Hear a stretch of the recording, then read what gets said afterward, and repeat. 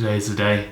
I've said it for a while now. I've considered it for not very long now, but today I think we're gonna do it. So I've spent years talking about booty builders, what they do wrong, laughing at their workouts half the time. Today I'm gonna try one. I asked people to send me some booty workouts. Unfortunately, most of the workouts that were sent to me were gym related ones, which I cannot do as we're still in lockdown and gyms are yet to open. But I did get a few home workouts. I saw a name that I recognised, I said hello, I'll do yours. You're about to witness my first ever booty workout. If I don't have 68-inch glutes by the end of it, I'm writing a formal complaint. I know what you're thinking. Harry, you're missing two things. You're right, I am missing two things.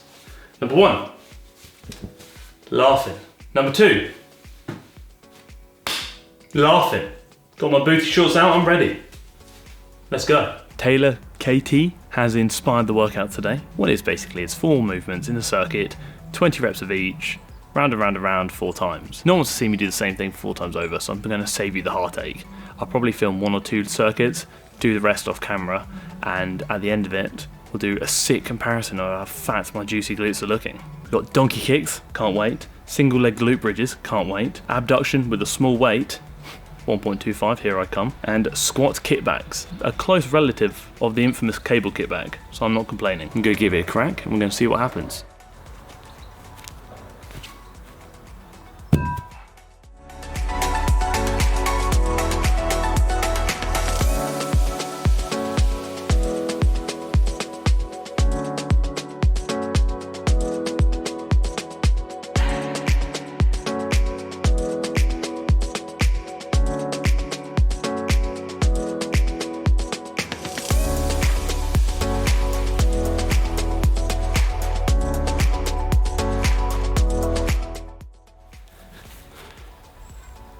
In fairness, my body is a bit sore already, and my neighbours are probably very confused.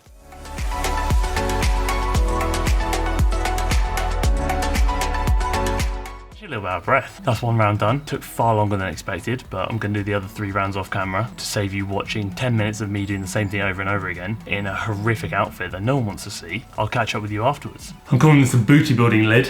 I'm feeling hella bootylicious, but my hair is complaining. In fairness, harder than expected. I understand it was not the most complex circuit because I'm a bit limited at the moment, but perhaps I'll do it again when we enter the gym. And the dead glutes are feeling a bit worked, we'll say. Then I've got the sickest booty pump of 2020 thus far, but I'm feeling sexy and free. Here's the thing about these booty workouts. It's a massive misconception is you think if you're hurting it, you'll work it, which isn't necessarily the case, unfortunately. So you're going through movements and range of motions which, because you're under constant tension for a fair while, either through high reps or no periods in between reps in which you're actually resting, you kind of get this burn sensation, a lot of lactic acid build-up, which will then lead to the idea that the workout you've just performed is effective, but that's not necessarily the case. Ultimately, you need movements that can utilize progressive overload, i.e. be able to do more of them, i.e. more reps, more resistance.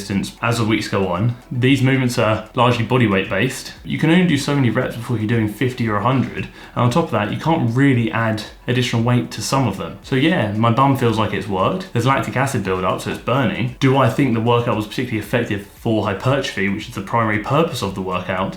Not really. Minimal resistance used, limited range of motion for all the movements, and not a great chance of progressive overload on many of them. So that immediately hinders your ability to actually push the workout further than a few weeks. So what I'm going to do is, obviously I've said I don't think the workout was particularly effective, even though I was hurting it, therefore I must be working it. But I'm going to cut this clip here, and I'm going to finish the video tomorrow. First of all, I'm going to see if I'm sore, which as we know is primarily due to the introduction of a new stimulus or stimuli, which we've just done, movements I've never done before. So in theory, there should be a bit of tenderness. And number 2, I'm going to talk about what I think would make the workouts better.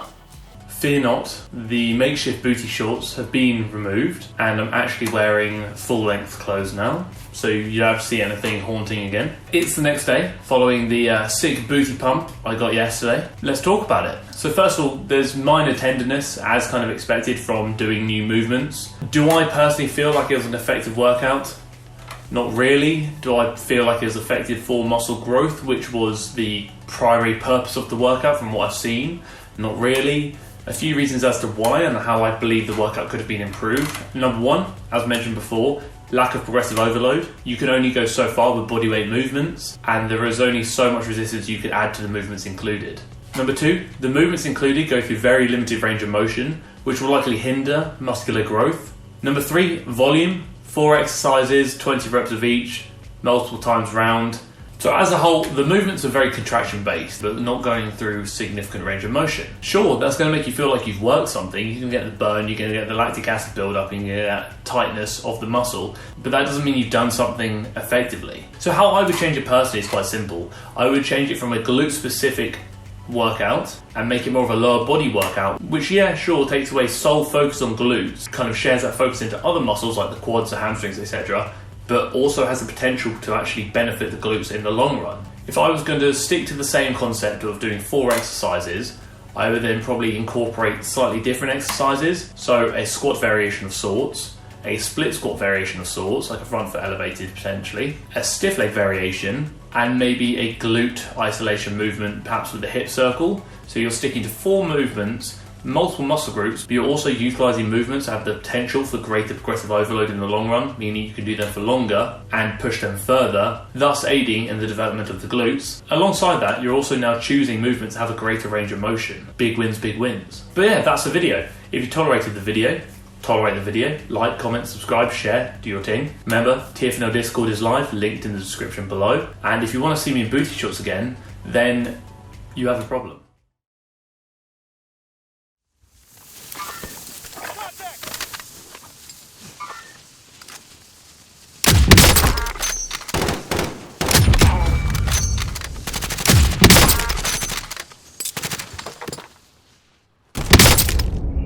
They ask you how you are, you just have to say that you're fine when you're not really fine.